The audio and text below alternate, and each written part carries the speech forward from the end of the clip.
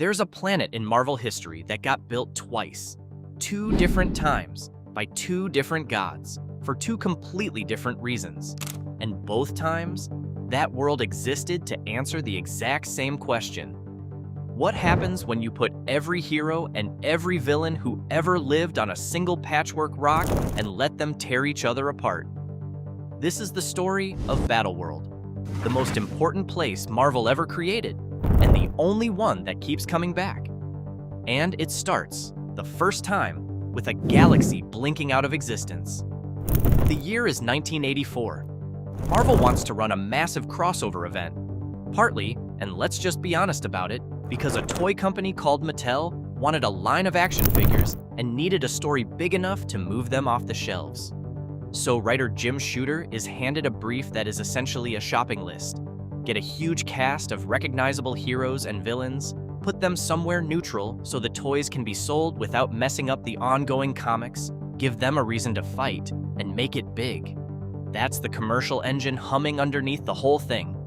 And out of that toy aisle mandate came one of the most influential comics Marvel ever published, because Shooter took a licensing chore and turned it into the blueprint for every crossover event that followed.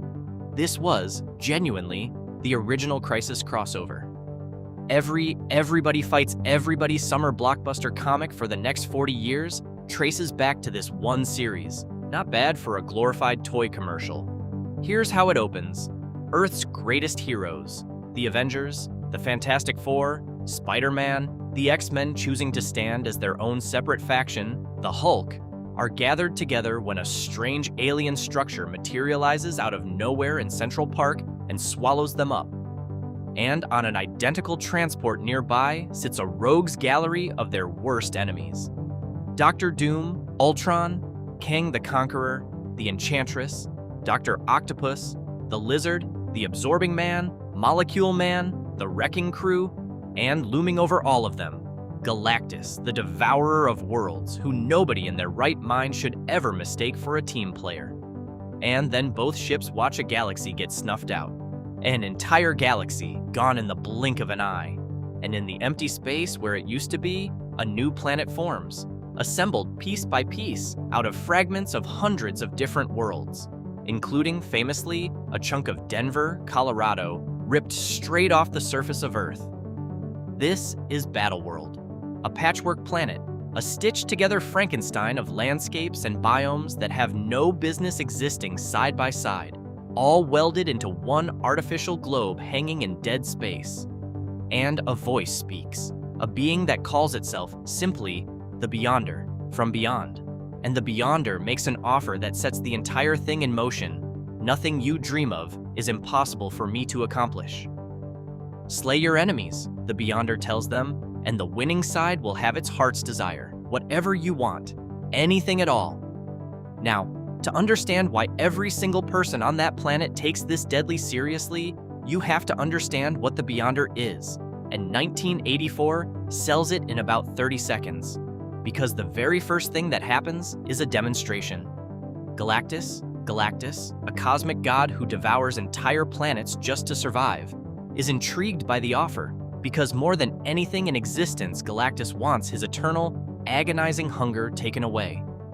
And just moments earlier, Galactus had swatted down Ultron, who at the time was considered nearly unstoppable thanks to his indestructible adamantium body.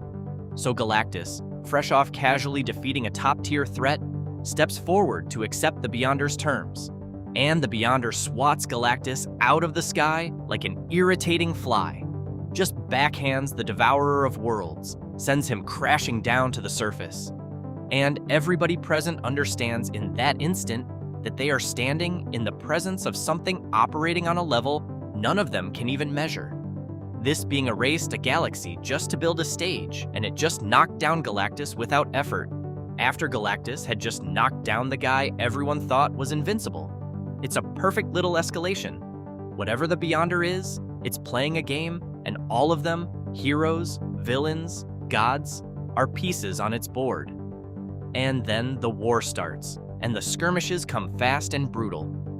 Early on, the villains manage to drop an entire mountain range on top of the heroes, and the Hulk, in one of the single most famous feats of the whole Bronze Age, gets underneath the collapsing weight and physically holds it up on his back.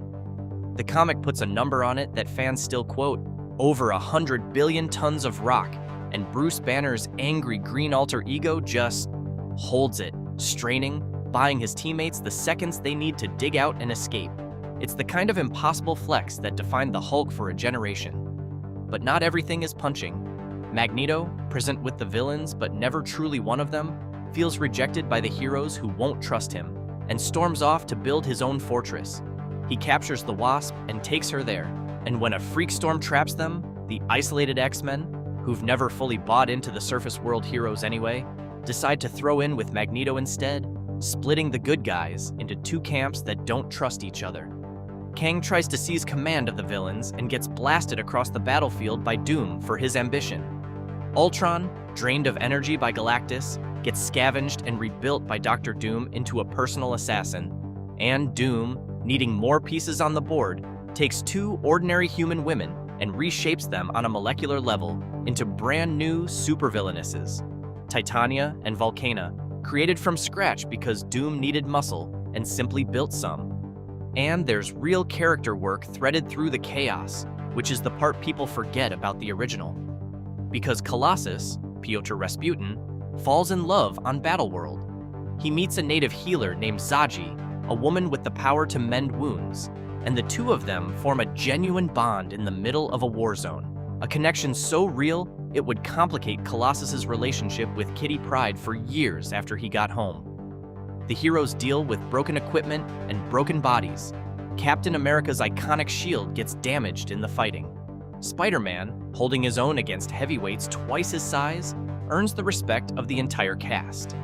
Two brand new heroes are essentially born here. The second Spider-Woman, Julia Carpenter, makes her debut, and by the end of it, She-Hulk has proven herself enough to take the Thing's spot on the Fantastic Four when they head home. Battleworld isn't just a fight, it's a place where people change. But here's the thing about the 1984 Secret Wars, and it's the reason it still matters 4 decades later.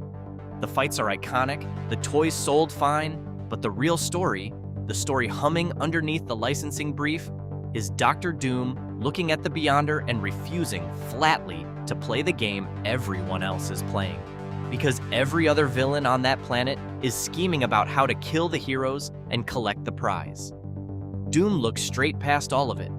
Doom looks up at the god who built the arena and thinks, why win a prize when I can take the thing that hands out prizes? He uses his peerless intellect to do the one thing nobody else even attempts.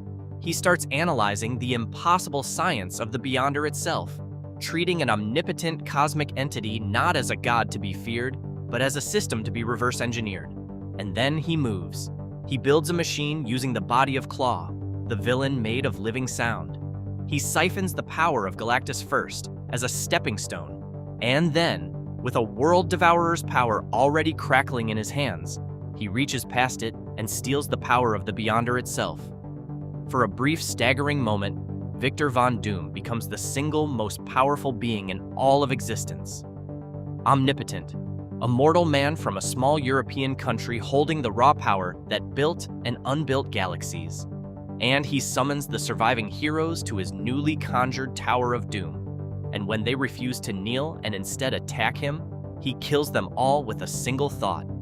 Every one of them, wiped from existence with a casual gesture. It should be the end of the story right there. But here's where 1984 gets genuinely smart about what omnipotence actually costs a person. Because Doom cannot hold it. The power is so far beyond anything a human mind was ever built to contain that it immediately starts slipping through his fingers. And worse, he's terrified to even use it fully. He understands on some level that a careless thought could unmake everything.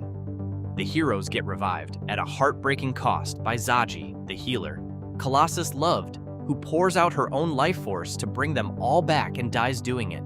And then the Beyonder, reduced to a disembodied consciousness after Doom stripped his power, makes his move. He takes control of Claw and uses him to whisper directly into Doom's mind, feeding his doubts, picking at his insecurities, quietly asking whether Victor Von Doom truly, in his heart, believes he deserves to be a god. And that is all it takes.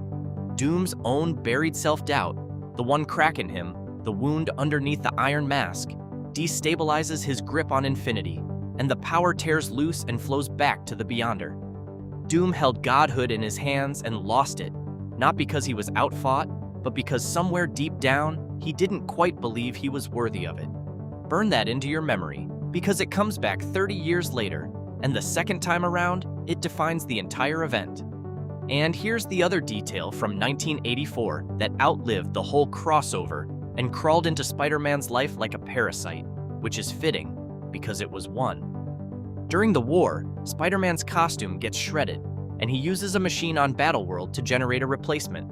What comes out is a sleek black suit that seems to respond to his very thoughts, produces its own webbing on command, and frankly, looks incredible. Peter takes that suit home to Earth as a souvenir of the whole ordeal, and he has absolutely no idea that it's alive.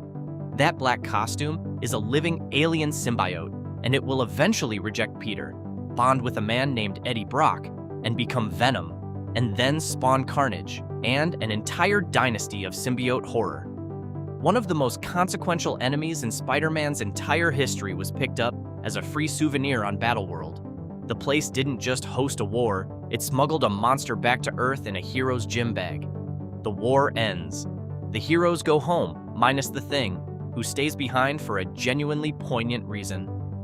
On Battleworld, and only on Battleworld, Ben Grimm can turn back into a normal human being at will. On Earth, he's trapped forever as a rock monster. Here, for the first time since the accident that made him the Thing, he gets to choose what he is. He spends months on the planet working through what that means about who he is and who he wants to be, and when he finally makes peace with himself and heads home, Battleworld explodes behind him. Its purpose served, the stage struck, and for years, that was the whole story. A patchwork planet, a cosmic game, a place that existed to ask a question and then blew itself up once the answer was in. But the concept never really died, because the idea at the heart of Battleworld was simply too good to leave buried. A single world stitched together from many, a god watching from above to see what people do when the stakes are impossible and the prize is everything. And 30 years later, Marvel brought it back. And this time, they didn't build it as a game. They built it as the literal end of all existence. To understand the second Battleworld, you have to understand the incursions.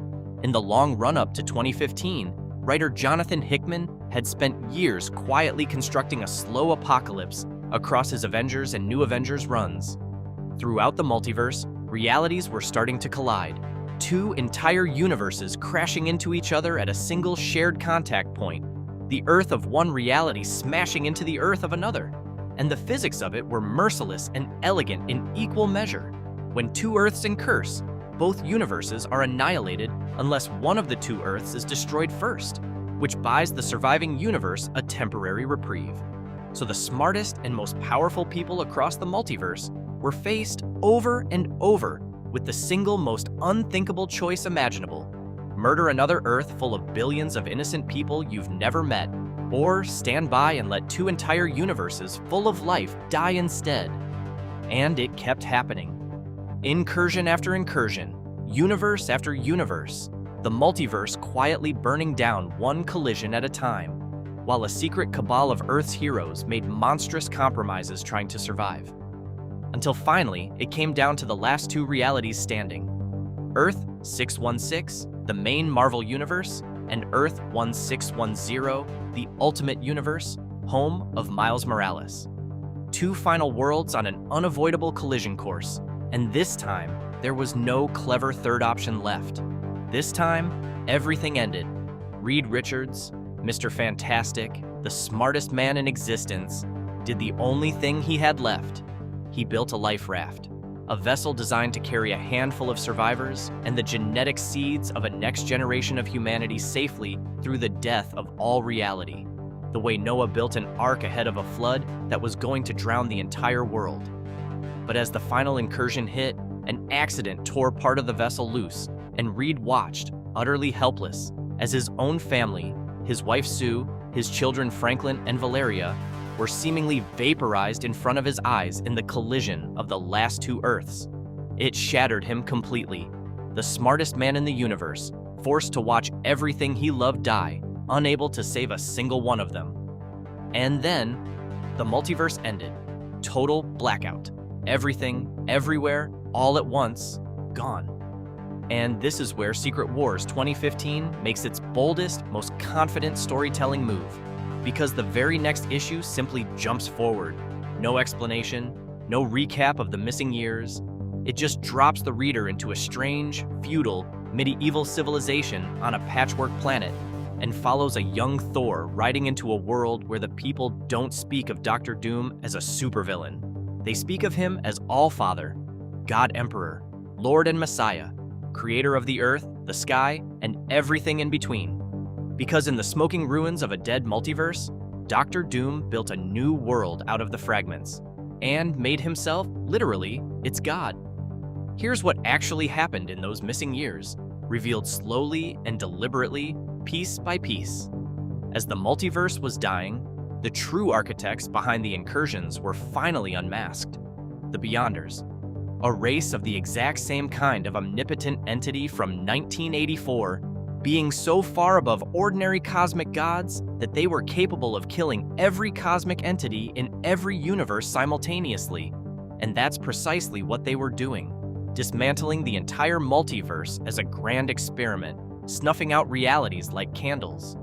And in the face of that absolute unstoppable extinction, while the heroes of Earth argued about ethics and moral lines they weren't willing to cross, two men went out alone into the dark and did the genuinely impossible. Dr. Doom and Dr. Strange found the Beyonders and killed them.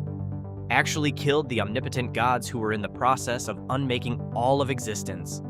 And at the very moment of everything's death, Doom seized the raw world-building power the Beyonders had been wielding.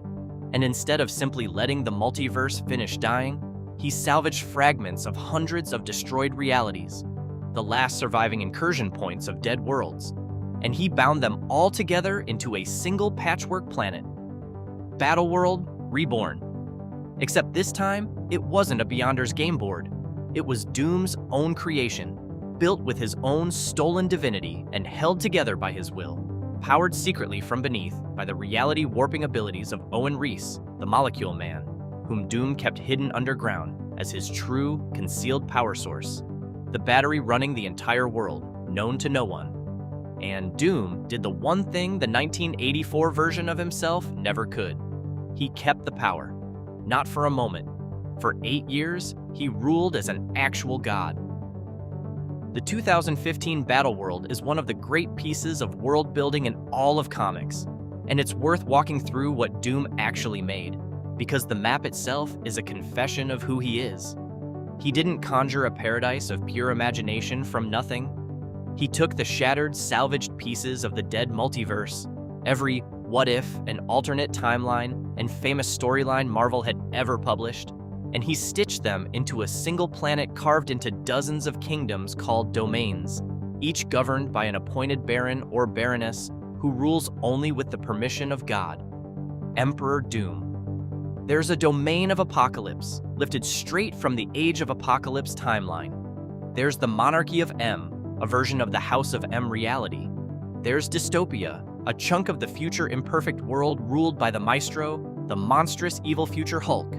There's the Wastelands, the barren future of Old Man Logan. There's Technopolis, Egyptia, the demon-infested limbo of Inferno, a Manhattan that fuses the mainstream and ultimate versions of the city, a 2099 domain of the far future, and a piece of the planet Hulk, Sega, and dozens more, each one a dead reality preserved as a single stitched-in kingdom.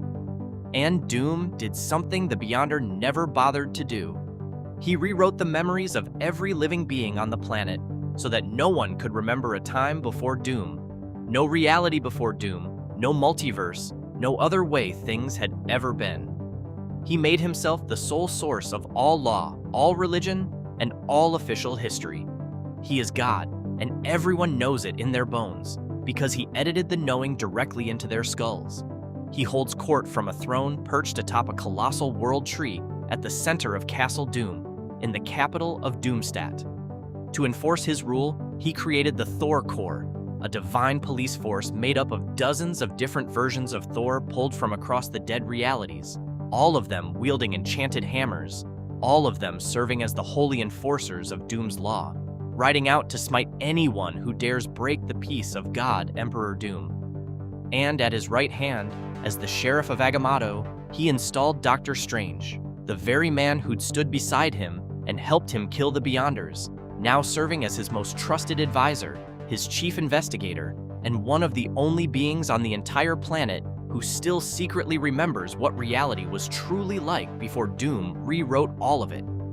And then there's the Shield, because at the southern edge of the civilized world, Doom built a single colossal wall, the Shield, formerly just called the Wall, to seal off the 3 deadliest domains on the entire planet from everything else. Behind that wall sit 3 living apocalypses, the Deadlands, an endless expanse of Marvel zombies hungry for any flesh, Perfection, home to an unstoppable army of Ultron drones, and New Xandar, where the creatures of the Annihilation Wave swarm and an alternate Thanos schemes to reassemble the Infinity Gauntlet. These 3 domains are so lethal that if they ever spilled out, they would consume the entire rest of Battleworld. So a garrison of soldiers called the Hell Rangers, commanded by the fierce Abigail Brand, mans that wall around the clock, holding back the end of the world at the southern border, while the civilized North lives in Doom's careful, edited peace. There's a whole grim war being fought at the edge of the map that most of Battleworld's citizens never even think about: the quiet cost of God's order. And here's the part that turns the whole thing from a power fantasy into a genuine tragedy. Look at what Doom chose to build for himself personally at the very center of all of it. He took Sue Storm, Reed Richards' wife, and made her his queen. He took Reed's children, Franklin and Valeria, and raised them as his own. He gave the boy Franklin the fallen Galactus as a tamed pet and herald to guard his castle. Dr. Doom had the literal unlimited power of God and total freedom to create absolutely anything he could imagine.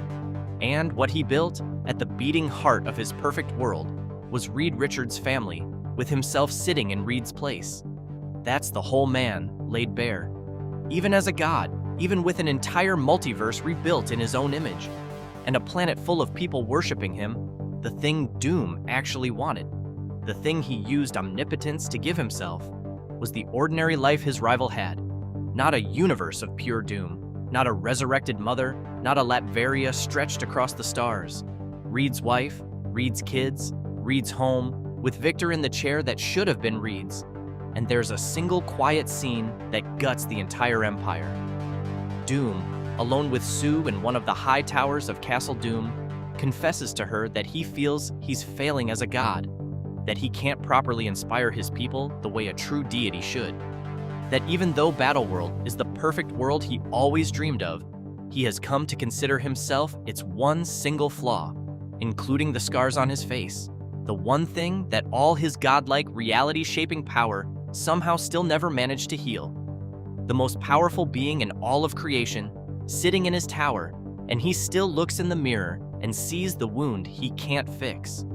The exact same insecurity that cost him the Beyonder's power back in 1984 is still there, 30 years and one whole godhood later, sitting quietly underneath the mask of the Almighty. But a perfect world built on top of a rewritten history has one fatal, unpatchable vulnerability. Witnesses, people who still remember the truth, because Reed's life raft survived. It drifted through the death of the entire multiverse and eventually washed up on the shores of Battleworld, and inside it were survivors from the old reality, from both Earth 616 and Earth 1610. People who remembered that there used to be a multiverse, that Doom used to be just a man, that the world hadn't always belonged to him. Reed Richards himself, Black Panther, Star-Lord, Captain Marvel, Spider-Man, Thanos, the Phoenix-powered Cyclops, and, hidden aboard a second raft that traveled with the villainous Cabal, the Ultimate Universe's young Spider-Man, Miles Morales. They woke, after 8 years frozen, into a world that had been deliberately trained to forget everything they knew to be real. Sheriff Strange found the raft, and Strange, who had spent 8 long years faithfully serving Doom, keeping the order, doing the brutal enforcement work of a god's regime, all while secretly remembering the truth, made a choice. When Doom eventually came for the survivors, and when the Phoenix-powered Cyclops challenged God Emperor Doom directly and Doom killed him for the insolence, Strange refused to simply hand the rest of them over. Instead, he teleported them and scattered them across the domains to hide them from his own god. And Doom killed him for it. Killed his oldest ally, his closest friend, the one man who had stood beside him in the dark against the Beyonders, for that single act of disobedience. And that murder is the hinge on which the entire event turns, because Doom's regime could absorb almost anything thrown at it. Rebel barons, monsters, ambitious schemers, even the ritualized little uprisings that let the population blow off steam without ever really threatening the throne. What it could not survive was a witness choosing the truth over loyalty to God. Strange chose truth, and it cost him his life. And in dying, he cracked the whole perfect world wide open. And the resistance grew from every direction at once, like water finding every crack in a dam. Jane Foster, riding among the Thor Corps, turned the divine enforcers against their own god, convincing hammer-wielding Thors one by one to raise their weapons against the deity they'd been built and brainwashed to serve. Black Panther and Namor journeyed south into the Deadlands and recovered an infinity gauntlet that actually functioned within Doom's territory and rallied a shambling army of the undead to the cause, though Namor died in the assault. The Maestro brought his world breakers down from dystopia. Behind the shield, the whole southern front began to buckle as the imprisoned Thanos organized the horrors of perfection, New Xandar, and the Deadlands into a single invading army aimed at the wall. And at the center of it all, the two Reed Richardses, the noble 616 original and his cold, brilliant, twisted ultimate counterpart known as the Maker, plotted together to infiltrate Castle Doom and finally end the reign of God. And it all came down, as it was always fated to Reed and Victor. The rivalry that has defined both men since they were college roommates, the two smartest people in any reality that has ever existed, finally standing across from each other with the fate of the last surviving world hanging in the space between them. Doom threw everything he had at the survivors. When Thanos tried him without an infinity gauntlet of his own, Doom casually reached out and removed the Mad Titan's entire skeleton from his body, leaving him a helpless heap. He forced the boy Franklin, who no longer remembered his beloved Uncle Ben, to kill the thing when Ben attacked the castle. He was, functionally and completely, God, and he fought like it, swatting down cosmic-level threats without breaking stride. But Reed had figured out the one secret that mattered. The power holding all of Battleworld together wasn't truly Doom's at all. It belonged to Molecule Man, Owen Reese, hidden beneath the world, the real battery of Doom's stolen divinity, quietly channeling the Beyonder's power up into Doom's body from below the entire time. And when the critical moment finally came, Molecule Man simply stopped. He cut Doom off from the source. And in an instant, God Emperor Doom was just Victor Von Doom again, a mortal man in a suit of armor, and he and Reed Richards collided as equals in the dirt, trading blows the way they might have as two ambitious students in a college laboratory decades and universes ago. And in the middle of that final human brawl, Reed asked him the question, the one that had been sitting between them their whole lives. He asked Doom whether, if he had been given Reed's life, Reed's family, Reed's chances, Reed's love, he would have done better with it than Reed did. And Doom, stripped of his godhood, with no worshippers left to perform for and nothing left to protect, told the truth. He said yes. He said he could have done better, that he would have. And he said it with total, aching, genuine conviction, because he believed it with everything in him. And Molecule Man, who had been listening the whole time, who had held the fate of a god in his hands, made his final judgment. He decided that Reed Richards, the man who never once wanted the power, who built a raft to save others instead of a throne to rule them, who used the end of everything to try to preserve life rather than dominate it, was the worthier of the two. And so he gave the power to Reed, and Doom's 8-year reign as God ended in a single instant, undone by the exact same flaw that had always defined him. Given the god's power a second time, in his heart of hearts he still believed Reed deserved it more than he did. But here's the grace note that makes the 2015 ending land so differently from a simple villain's defeat.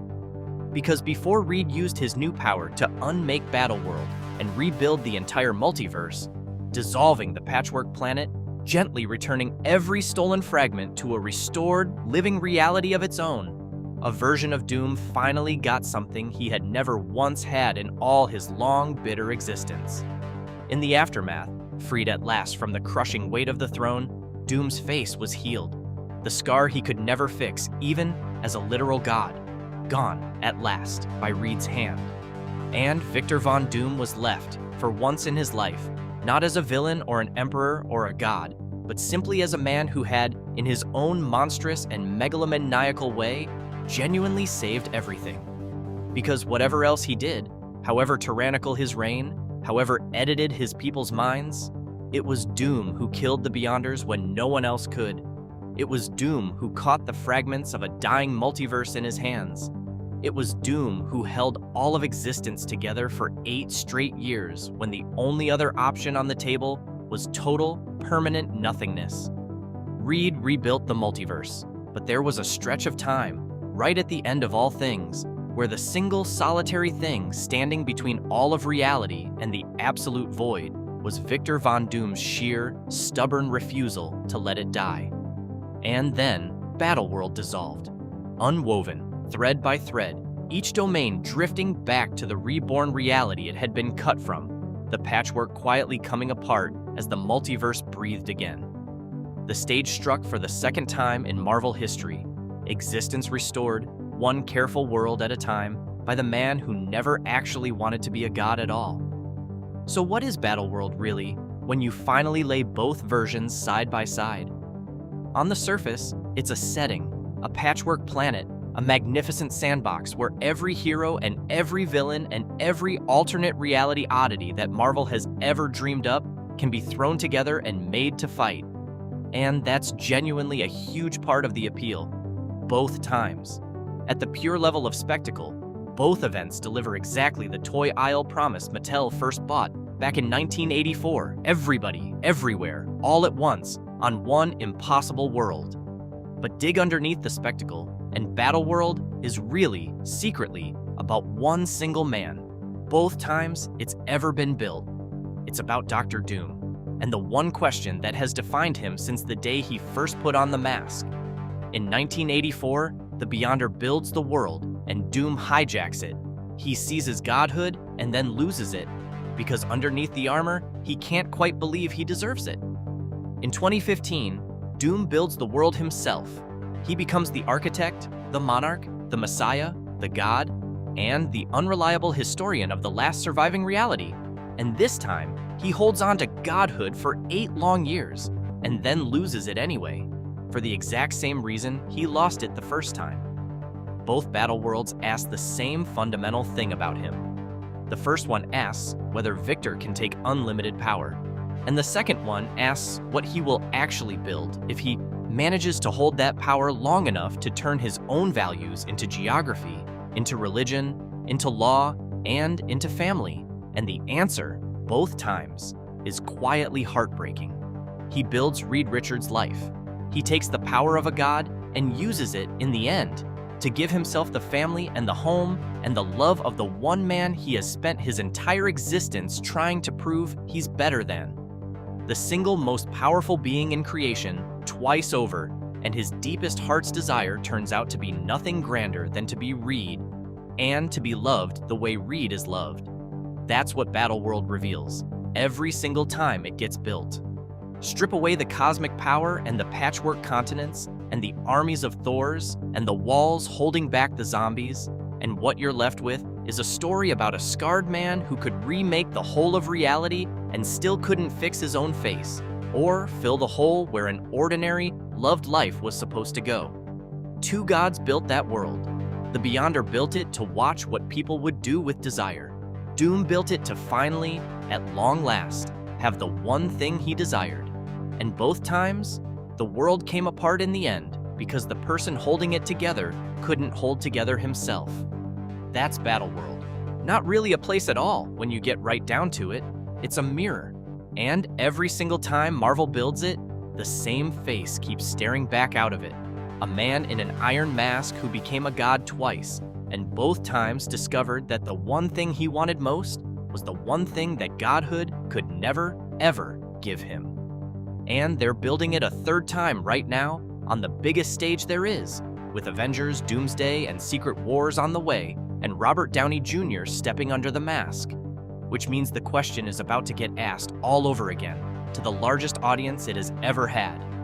What happens when you put everyone who has ever lived on a single world and then hand a brilliant, broken genius the power of a god?